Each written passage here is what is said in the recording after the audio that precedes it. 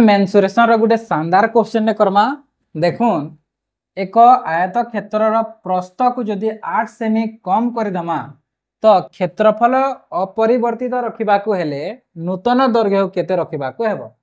बेले आमे 8 सेमी जदि काना करमा प्रस्थ कमई दमा तो इमानकर क्षेत्रफल नि बदलिबार कथा तो नूतन दैर्घ्य जे बाहर करमा सेटा केते रखबार हमके पड़बा। तो पहला आमे जेनछु जे आयत क्षेत्र क्षेत्रफल बाहर कले काना आसी दैर्घ्य गुणन प्रस्थ आसी तो इना दिया है दैर्घ्य गुणन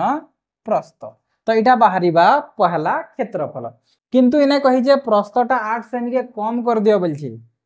तो प्रस्थ देछि केते 32 रु 8 हमके काटबार पड़वा तो केते हे जिबा 24 हे जिबा तो इने एक्चुअल रे प्रस्थ केते कमी गला 8 सेमी कमी गला पर 24 हे गला। तो इटा का करमा हमें जेते बेले हमें नूतन दैर्घ्य बाहर करमा नूतन दैर्घ्य बाहर करमा तो पहला क्षेत्रफल केते अछि 45 गुणन 32 इटा थिला आ 8 सेमी कमला पर